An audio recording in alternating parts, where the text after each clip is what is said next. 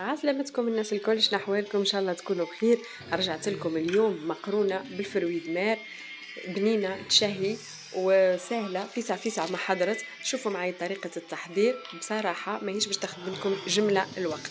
قبل ما تدخلوا تتفرجوا في الفيديو، اللي مازال ما شاركش في القناه يتكرم يضغط على زر المشاركه ويضغط على زر الاعجاب ويخلي لي كومنتير مزيان. بعد ما سخنت الزيت بالكدا باش نزيدوها البصل مقصوص خشين شويه.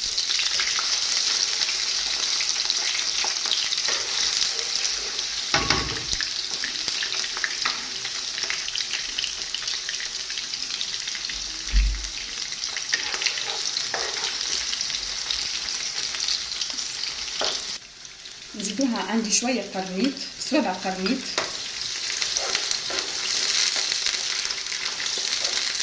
نخليهم حكايه 5 دقائق هكاكا.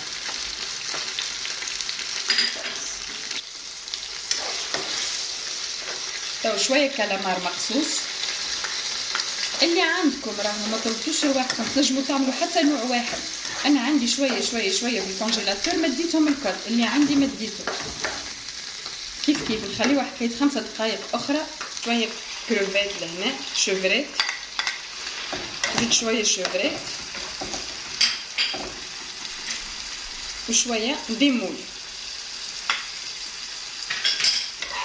باش نحرك توا نحط مليح.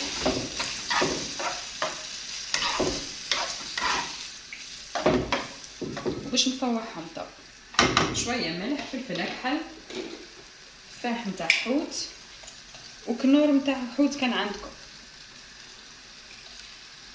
ملح،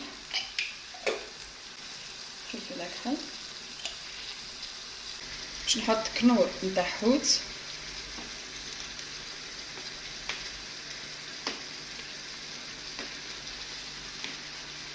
عندي 4 سنات ثوم محكوكين.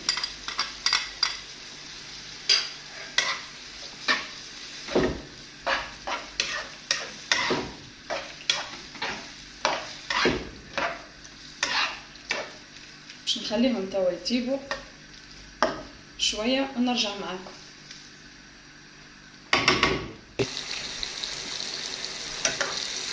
بعد ما وصلت للمرحله هذه ولاو يغليوا مليح صاي قريب يطيبوا، باش نحط عندي كعبتين طماطم كبار والا 3 صغار مقصوصين.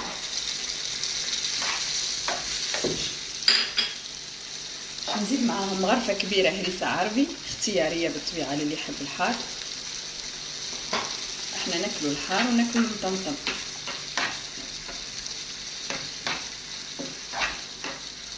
ونخلي توا في الطماطم لين تذوب.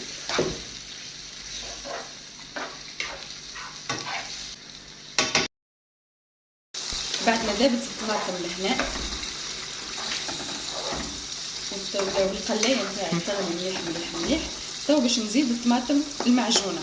انا باش نطيب رطل ونص باش نحط 4 مغارف طماطم. كيما قلت لك احنا راهو نحبوا الماكله مطمطمه، تنجموا تحطوا 3 مغارف يزيد.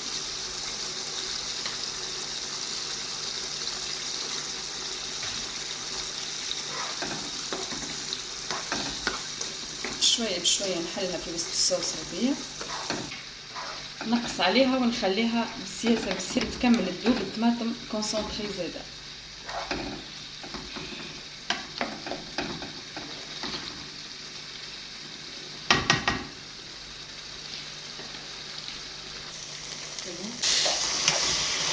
توا بعد ما ذابت الطماطم باش نمرقها،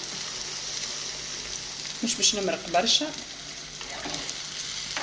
جوست دوباش ما تطيب الطماطم. الماء اللي طيب الطماطم باش تتنحى منها، باش تكمل تنحى منها القروسيه، خاطر هي توا تقلات بالكدا. باش نزيد توا تطيب مع الماء.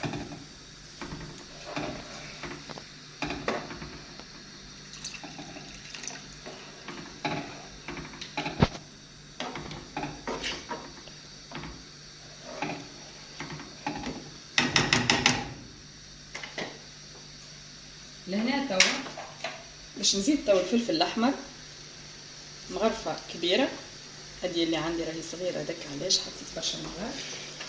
باش نحط ورقتين رند وباش نغطيها ونخليها على نار متوسطة.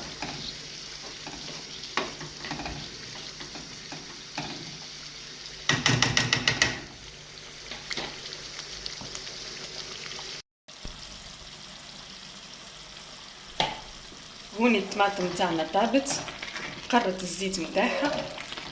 كي تبدا تعمل هكا معناتها راهي صايي الزيت طلع لفوق والكل صايي.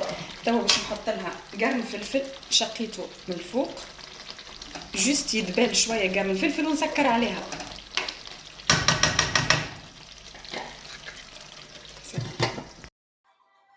وهذه هي المقرونه متاعي بعد ما خلطتها في الصوص وقليت لها جرينات فلفل حطيتها على الطاوله. ما نجمتش نصور لكم بشويه بشويه على خاطر اذن المغرب وغلبني غلبني الوقت. نتلاقى انا وياكم ان شاء الله في فيديو اخر، والى اللقاء.